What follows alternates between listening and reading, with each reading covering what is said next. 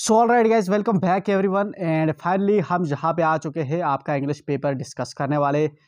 And ये English वाला paper जो है 13 मार्च को आपका इंग्लिश का एग्ज़ाम होने वाला है। एंड ये वाला आपका फर्स्ट पेपर रहेगा। एंड ये वाला पेपर अगर आपका अच्छा जाता है तो ओवरऑल आपका एग्ज़ाम जो है बहुत अच्छा जाएगा। बट अनफॉर्चुनेटली अगर ये वाला पेपर आपका ख़राब हो जाता है तो ये वाला जो पेपर है पूरे आपके एग्ज़ाम को नेगेटिवली इम्पैक्ट करेगा। ठीक है, अब जो जो भी आपके पास कुछ हावर्स बचे हैं या टाइम बचे हैं या दिन बचे हैं, आप डेडिकेटिवली जो है इंग्लिश को जो है डिवोट करें, इंग्लिश के पेपर को डिवोट करें एंड इंग्लिश के पेपर को प्रिपेयर करें। आज की इस वीडियो के अंदर हम देखेंगे आप किस तरह से जो है इंग्लिश के पेपर को 13 मार्च को जो है एग्ज़ाम वाले दिन किस तरह से टैकल करेंगे एंड क्या इंपॉर्टेंट चीज़ें होंगी जिनका आप ध्यान रखेंगे। सबसे पहले बात जो है 80 मार्क्स आपको मिलते हैं एंड 3 घंटे का आपको टाइम मिलता है। ऑलरेडी ये वाला जो पेपर है हमने ऑलरेडी ये आपका सैंपल पेपर है, जेके बॉस की वेबसाइट पे अवेलेबल है, वहाँ से आप डाउनलोड कर सकते हैं। एंड ये वाला जो पेपर है हमने ऑलरेडी सॉल्व कर रखा है। डिटेल्ड सॉल्यूशंस हमारी जेके बॉस क्लास 10th 2022-23 की प्लेलिस्ट के अंदर अवेलेबल है, वहाँ पे जाकर आप इसको चेकआउट कर सकते हैं। सबसे पहली बात, फर्स्ट थिंग फर्स्ट, सबसे पहले आपको यहाँ पे टाइम का ध्यान रखना है। टाइम आपको यहाँ पे 3 घंटे के सैंपल पेपर के अंदर दिए गए हैं। बट एक चीज़ आपको ध्यान रखनी है, 2022 के अंदर 2021 वाला जो आपका साल था उसके पेपर आपके 2022 के अंदर कंडक्ट हुए एंड 2022 के जो आपके पेपर थे वो इसी जो नया पैटर्न आपका है, ये वाला पैटर्न, इस पे ऑलरेडी एक बार एग्जाम कंडक्ट हो चुका है। बट एक चीज़ यहाँ पे मैं आपको बताऊंगा कि जब भी आप एग्जाम के हाल के अंदर जाएंगे सबसे पहले आप देखेंगे कि आपके पेपर के ऊपर क्या टाइम लिखा हुआ है। दिस इज वाई बिकॉज क्योंकि 2022 के अंदर जो पेपर कंडक्ट हुए, जम्मू डिवीजन के अंदर अलग पेपर कंडक्ट हुए एंड कश्मीर डिवीजन के अंदर अलग पेपर कंडक्ट हुए। जम्मू डिवीजन के अंदर आपको जो है 2.5 घंटे का टाइम दिया गया इसी पेपर को सॉल्व करने के लिए। 2 कश्मीर डिवीजन के जो पेपर थे उन पे 3 घंटे का टाइम था।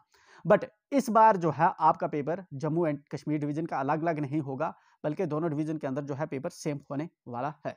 ठीक है, एक तो यह चीज़ होगी जो आपने जो है सबसे पहले टाइम को देखेंगे एंड देन जो नेक्स्ट अदर इंपॉर्टेंट थिंग है वो टाइम बहुत इंपॉर्टेंट है आपका एग्जाम हॉल के अंदर। इंग्लिश का पेपर है, चाहे आपको 2.5 घंटे का टाइम मिले या 3 घंटे का टाइम मिले, अज्यूम करके चलते हैं कि 3 घंटे का ही टाइम आपको मिलेगा। बट ये वाला टाइम जो है इतने फास्ट डिके करेगा स्पेशली इंग्लिश के पेपर में कि आप जो है सोचा भी नहीं होगा आपने कि कितने फास्ट जो है आपका टाइम खत्म हो जाएगा। इसलिए जो है आपने टाइम को जो है प्रॉपरली ध्यान में रखना है कि क्या आप टाइम को जो है प्रॉपरली दे पा रहे हैं, टाइम आपका ठीक से जा रहा है या नहीं जा रहा। अगर 3 घंटे का टाइम हम एज्यूम करके चलें तो 3 घंटे का टाइम आपका बनेगा 180 मिनट्स। ठीक है, 180 मिनट्स का टाइम मिलेगा अगर आपको 3 घंटे मिलते हैं। ठीक है ना, तो वन मतलब 2 मिनट रखिए आप। ठीक है ना, एक मार्क्स को सॉल्व करने के लिए आपको जो है 2 मिनट का टाइम मिलता है। ठीक है ना, 10 15 20 मिनट जो है एग्जामिनर जो है एवालुएटर जो इन्विजिलेटर्स होते हैं वही आपके खा जाते हैं। बाकी जो है आपको जो है 2 घंटे 2.5 घंटे का टाइम जो है एज्यूम करके चलना है कि इफेक्टिवली आपको 2 घंटे 40 मिनट के अराउंड का जो हो टाइम होता है। बाकी अटेंडेंस करते वक्त इस तरह ऊपर नीचे जो है आपका टाइम वेस्ट कर देते हैं। आते हैं, अगर आपने जो है इस वाले पेपर पे आप जहाँ तक पहुँच आए हैं, जिस वीडियो को देख रहे हैं, आई एम श्योर आपने जो है इस जो है इंग्लिश के पेपर पे जाने से पहले आपने 4 चीज़ों को कंसल्ट किया होगा। एक, सबसे पहले सिलेबस आपका बहुत इंपॉर्टेंट रहता है। ठीक है, दूसरा आपका जो है स्कीम पेपर की स्कीम ऑलरेडी जेके बॉस की वेबसाइट पे अवेलेबल है, जो आपने देखी होगी। ठीक है ना, number third thing blue prints. ठीक है ना, ब्लू प्रिंट्स का मतलब होता है अगर आप मैसेज लिख रहे हैं उसके अंदर कौन सा पार्ट आप लिखेंगे तो आपको जो है 1 मार्क्स मिलेंगे। ग्रामेटिकल जो एरर है उसका जो है 1 मार्क्स मिलता है। ग्रामेटिकली आपका सेंटेंस ठीक होना चाहिए। ठीक है ना, इस तरह जो है पैराग्राफ या ऐसे वगैरह में जो है ब्लू प्रिंट्स अगेन इंपॉर्टेंट चीज़ रहती है। ठीक है ना, स्पेशली हाई मार्क्स स्कोर करने के लिए। And fourth thing model paper, specially ये वाला जो पेपर है आपका, ये वाला पेपर आपने देखा होगा, नहीं देखा तो आप इसको चेकआउट कर सकते हैं। ठीक है ना, स्पेशली आपको इसको सॉल्व करना चाहिए। ठीक है, तो चलिए इसके बाद जो है आपके जो है 4 सेक्शंस होते हैं, section A, section B and section C and section D. A B C D, यहाँ पे आपको समझने वाली बात है कि सेक्शन ए आपका जो है इसके 15 मार्क्स होते हैं। इसके अंदर आपको जो है एक्चुअल में एग्जामिनर जो है आपके रीडिंग कॉम्प्रिहेंशन स्किल्स जो है चेक करना चाहता है। सेक्शन बी के अंदर जो है आपके 15 मार्क्स होते हैं, इसके अंदर आपका एग्जामिनर ग्रामर चेक करना चाहता है। सेक्शन सी एंड डी जो आपके होते हैं ना, ये अपने आप में बहुत ज़्यादा लेंथी होते हैं, क्योंकि आपको इसमें बहुत सी चीज़ें जो है लिखनी होती है। स्पेशली जब आपका जो टाइम होगा, आप ज़्यादा इसको डेडिकेट करें। ऐसा नहीं कि आप जो है 1 मार्क्स अगर आप अटेम्प्ट कर रहे हैं तो उसको 2 मार्क्स देंगे, बट शायद ये वाला जो आपका सेक्शन सी है एंड सेक्शन डी है, ये आपका ज़्यादा टाइम ले सकता है, ठीक है? क्योंकि अपने आप में ये लेंथी होता है, ठीक है ना? सेक्शन सी के अंदर राइटिंग स्किल्स एग्जामिनर आपकी चेक करता है, एंड सेक्शन डी के अंदर आपका जो टेक्स्ट है, जो आपका लिटरेचर होता है, जो आप बुक पढ़ते हैं, वो वाली आपकी चेक की जाती है। सो मेक श्योर कि आप जो है इन दो में, section A and section B के अंदर कम टाइम देंगे, and section C and section D के अंदर जो है आप ज़्यादा टाइम देंगे।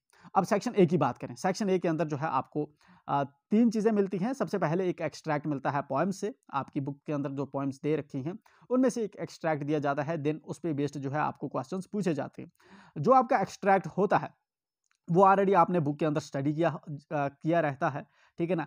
इसलिए जो है सबसे पहले आप जो है नीचे सवालों पे आएँगे एंड उनको जो है एक बार पढ़ेंगे। उसके बाद जो है बहुत जल्द, जितने कम टाइम के अंदर जो है आप इसको कर पाएँगे, इतना आपके लिए जो है बेहतर होगा, ठीक है ना? मैं ऐसा मानता हूँ कि जो आपका पहला ये वाला एक्सट्रैक्ट है एंड दूसरा जो आपका पैसेज होगा, ठीक है ना? जो आपका प्रोज़ में से जो दूसरा ये वाला पैसेज दिया जाता है, चूँकि ये भी आपकी ही बुक में से होता है, इसलिए आपको बहुत ईज़ी रहेगा इसके साथ जो है डील करना। ये वाले जो 2 होंगे, आप इनको बहुत जो है फ़ास्ट तरीके से इनको जो है पढ़ेंगे एंड इनको सॉल्व करेंगे, ठीक है ना? क्योंकि इसके अंदर जो है आपको ज़्यादा समझने एंड सोचने का जो है, जहाँ पे ज़रूरत नहीं है, वो ऑलरेडी जो है चीज़ें आप कर चुके हैं पहले ही क्लास के अंदर, ठीक है? इसके अंदर जो है आप जो है 10 से 12 मिनट जो है इन 2 को देंगे, question number first and question number second को। देन जो है आप अपनी घड़ी के अकॉर्डिंग मूव कर जाएँगे नेक्स्ट वाले पे। नेक्स्ट वाला जो आपका रहने वाला है, नेक्स्ट वाला आपका थर्ड पैराग्राफ होगा, ठीक है ना? थर्ड पैराग्राफ ये वाला आपका ऐसा पैराग्राफ होगा जिसके अंदर जो है अनसीन पैराग्राफ होगा। मतलब ये पैराग्राफ आपने पहले देखा नहीं है, ठीक है ना? ये वाला पैराग्राफ जो है आपको यहाँ पे फर्स्ट टाइम मिल रहा है एंड हमें ऐसा लगता है कि ये अगर फर्स्ट टाइम आपको मिल रहा है, तो इस पैराग्राफ को आपको जो है समझना पड़ेगा, ठीक है ना? ये वाला पैराग्राफ आपका जो है उतने ईज़िली जो है सॉल्व नहीं होगा। जस्ट आप इसको समझेंगे एंड अकॉर्डिंगली इसको सॉल्व करेंगे। तो जो टाइम आप ऊपर वाले 2 पैराग्राफों में बचाएँगे, वो वाला टाइम जो है आप यहाँ पे जो है लगा सकते हैं, क्योंकि ये वाला पैराग्राफ 2 ईज़ी होता है, जो ऊपर दिए गए पैराग्राफ हैं। पर थर्ड पैराग्राफ के अंदर चूँकि आपको जो है समझना है, इसलिए जो है ऊपर से आप टाइम बचाएँगे एंड इसके अंदर जो है इन्वेस्ट करेंगे टाइम को। बट ओवरऑल जो है आपने जो इनका टाइम बनता है, फॉर एग्जांपल 15 एज्यूम करते हैं हम कि जो है सेक्शन ए के अंदर आपको जो है टाइम के अकॉर्डिंग मार्क्स के हिसाब से जो है आपको 30 मिनट देने चाहिए पूरे सेक्शन ए के अंदर। बट आप इंश्योर करिए कि आप 20-25 मिनट में जो आपको 4-5-8 मिनट बचते हैं, वो आप बचाइए, क्योंकि ये आपको आगे काम करने वाले हैं, ठीक है? आते हैं आपके सेक्शन बी के अंदर। सेक्शन बी के अंदर जो है आपसे ग्रामर पूछा जाता है। ग्रामर के अंदर आई एम श्योर आपने अगर हमारे साथ पेपर प्रैक्टिस किए हैं, तो आपको पता होगा। एंड अगर आपने नहीं प्रैक्टिस की, अभी भी आपके पास टाइम है, आप फुल 3 घंटे के लिए एक इंग्लिश का पेपर जो है या ये वाला पेपर, सैंपल पेपर, या 2022 का कोई पेपर अगर आपके पास है, ठीक है ना? जो नए पैटर्न पे है, उनमें से एक वाला पेपर आप ट्राई कीजिए। बहुत सी ऐसी चीज़ें हैं, बहुत से ऐसे लेक्यूनेस हैं, फॉल्ट्स हैं, जो आपको पता चलेंगे इंग्लिश का पेपर खासकर अटेम्प्ट करते हुए। आते हैं सेक्शन बी की बात करते हैं। 15 मार्क्स अगेन आपको मिलते हैं सेक्शन बी के अंदर एंड इसके अंदर जो है सबसे पहले आपको मॉडल्स दिए जाते हैं 2 मार्क्स के। देन आपको आर्टिकल्स दिए जाते हैं 2 मार्क्स के। देन आपको जो है रिलेटिव क्लासेस दिए जाते हैं 3 मार्क्स के। देन आपको दिए जाते हैं नरेशंस दिए जाते हैं 3 मार्क्स के। देन आपको दी जाती है पंक्चुएशन 5 मार्क्स की। ये वाली चीज़ आपको जो है ऐसे ही मतलब मेमोराइज़ होनी चाहिए। जिस तरह मैं इस वक़्त इसको पढ़ रहा हूँ, ऐसे आपको होनी चाहिए, क्योंकि आपके माइंड के अंदर जितना क्लियर मैप होगा, उतने ही आसानी से आप जो है पेपर को टैकल कर पाएँगे। यहाँ पे जो आपको दे रखा है सेक्शन बी के अंदर आपके अगेन आधा घंटा बनता है। बट आप इस सेक्शन को 10 से 15 मिनट के अंदर ईज़िली टैकल कर सकते हैं, ठीक है ना? इसके बियॉन्ड आपको जो है एट मैक्स 20 मिनट्स आपको देने चाहिए, उसके बियॉन्ड नहीं। क्योंकि यहाँ से पहली रीडिंग कम्प्रिहेंशन से आप 5-10 जो मिनट हैं बचा सकते हैं, 5-6 मिनट। बट यहाँ से जो है 10 मिनट आपको बचाने चाहिए, क्योंकि ग्रामर सेक्शन जो है आपका बहुत ईज़ी है, स्पेशली जैसे हमने प्रैक्टिस कर दिया है, ठीक है ना? मॉडल्स बहुत ईज़िली आपके जो है टैकल हो सकते हैं, आर्टिकल्स बहुत ईज़िली जा सकते हैं। रिलेटिव क्लासेस के अंदर आपको थोड़ा टाइम लग सकता है, देन आपका नरेशंस के अंदर टाइम लग सकता है, ठीक है? आप ऊपर वाला सा थोड़ा टाइम बचा के आप नीचे लगा सकते हैं इन 2 सेक्शंस के अंदर एंड देन इसी तरह से जो है आपका ये वाला पंक्चुएशन वाला जो है इसमें भी आपको थोड़ा टाइम लग सकता है। बट जो है अगर वर्स्ट कंडीशन में भी आपको जो है 4-5 मिनट यहाँ से बचाने चाहिए, क्योंकि आपको आगे काम आएंगे। आते हैं आपके नेक्स्ट सेक्शन के अंदर, जो आपका नेक्स्ट सेक्शन होगा सेक्शन सी।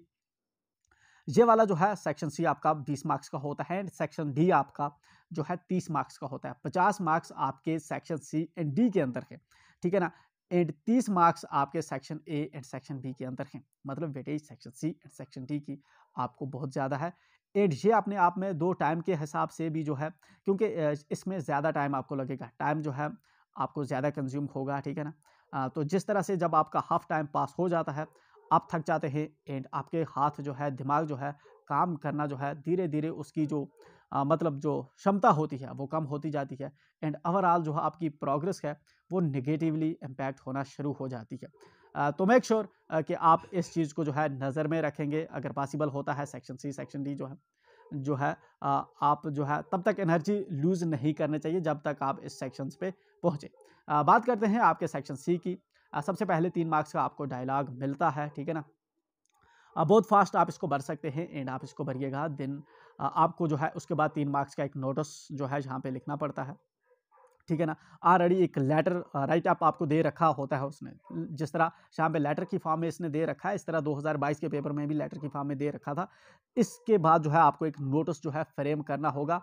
50 वर्ड्स से ज़्यादा नहीं होना चाहिए। वर्ड्स लिमिट्स को एडहेयर करना बहुत ज़रूरी है, स्पेशली इंग्लिश के पेपर में, क्यों वरना आप जो है आधा पेपर जो है आपका बच जाएगा, एंड आप जो है टाइम आउट ऑफ टाइम हो जाएंगे, ठीक है ना, टाइम के बाहर चले जाएंगे। देन उसके बाद जो है आपको एक नोटिस मिलता है। उसके बाद आपको जो है नोट पैड से जो है 4 मार्क्स की आपको एक मैसेज लिखनी पड़ती है, ठीक है ना। एंड यहाँ पे जो है आपका ये वाला है नोट पैड्स, जिस तरह ये वाला नोट पैड्स है, नोट पैड पे कुछ न कुछ हिंट्स दे रखे हैं, आपको एक मैसेज ड्राफ्ट करना पड़ता है।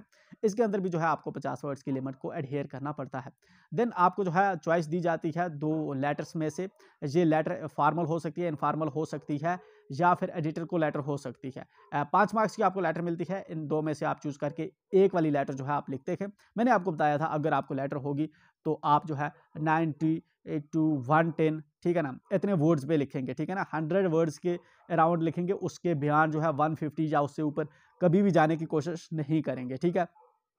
तो इस चीज़ को जो है आप ध्यान में रखें। एंड देन आपका पैराग्राफ आता है। देन अगेन ये 5 मार्क्स का है। 5 मार्क्स का है तो 80 टू 100 वर्ड्स सफिशेंट है आपको पैराग्राफ जहाँ पे लिखने के लिए, ठीक है ना। या फिर इस पैराग्राफ की जगह पे आपको स्पीच या आर्टिकल लिखने को भी जो है बोल सकता है, पेपर स्कीम के अंदर जिस तरह उसने बताया है। तो ये चीज़ जो है आपको हेड्स किस तरह से यूटिलाइज करने हैं, यूज़ करने हैं अपने ही पेपर के अंदर, ये चीज़ हम ऑलरेडी डिस्कस कर चुके हैं। बात करते हैं आपके लास्ट सेक्शन की, सेक्शन डी।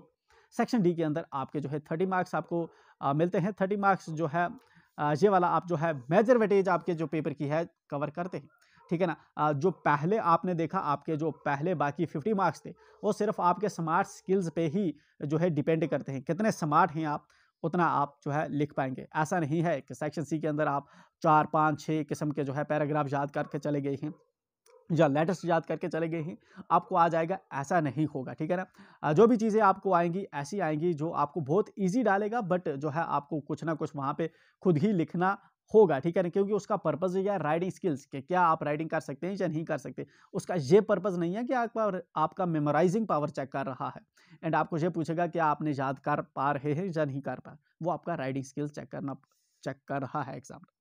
सेक्शन डी की बात कर रहे हैं। सेक्शन डी के अंदर जो है आपको जो है बुक से क्वेश्चंस पूछे जाते हैं। क्वेश्चन नंबर 14 के अंदर जो है आपको जो है यहाँ पे 5 सवाल दिए जाते हैं। 5 में से सिर्फ आपको 3 सवाल जो है वो करने होते हैं, ठीक है ना।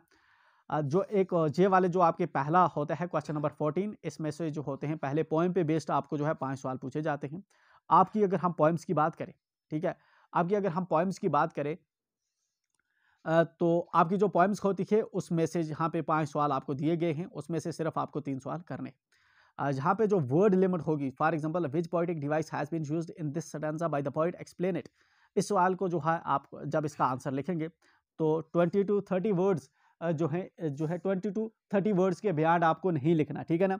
एक सवाल करने पर जो है आपको जहाँ पे 3 मार्क्स मिलते हैं, ये चीज़ जो है आपको इंश्योर करनी है। देन आपका क्वेश्चन नंबर 15 होता है। क्वेश्चन नंबर 15 के अंदर आपको 6 क्वेश्चन दिए जाते हैं, एंड उसमें से आपको जो है 6 में से टोटल आपको जो है वहाँ पे 4 क्वेश्चंस करने होते हैं। वो वाले जो 6 क्वेश्चंस होते हैं आपको प्रोज पे बेस्ड होते हैं, जहाँ पे हम एक बार इनको देख लेते हैं, ऊपर जाते हैं एंड जहाँ पे ये चीज़ जो है आपको बिल्कुल इसी तरह मेमोराइज होनी चाहिए। फॉर एग्जांपल ये वाला है आपका क्वेश्चन नंबर 15 है। क्वेश्चन नंबर 15 के अंदर आपको 6 क्वेश्चंस इसने दे रखे, 6 में से सिर्फ आपको 4 क्वेश्चंस करने हैं आपका प्रोज सेक्शंस में से ये वाले क्वेश्चंस के। आपको जो है जहाँ पे 3 मार्क्स का एक क्वेश्चन मिलता है और वर्ड लिमिट इसके अंदर अडहेयर करना बहुत ज़रूरी है, क्योंकि गाइड्स के अंदर बहुत ज़्यादा जो है वर्ड्स लिखे होते हैं। तो वर्ड जो होंगे एक क्वेश्चन को आंसर करने के लिए आपको 40 से 60 वर्ड्स जो है लिखने हैं, ठीक है ना। ये चीज़ इंपॉर्टेंट है जो आप अपने ध्यान में रखेंगे। क्वेश्चन नंबर 16 आपका जो है एक क्वेश्चन आपको करना होता है प्ले में से। 2 क्वेश्चन आपको दिए रहते हैं, 2 में से एक क्वेश्चन जो है आप करेंगे 6 मार्क्स का। वर्ड लिमिट इसके अंदर आप 80 टू 100 वर्ड्स, ठीक है ना। 100 वर्ड्स के बियॉन्ड आप किसी भी कंडीशन में नहीं लिखेंगे। अगर लिखेंगे तो आपको जो खुद ऑटोमेटिकली हार्म करेगा। तो मेक श्योर आप वर्ड लिमिट्स को एडहेयर करें।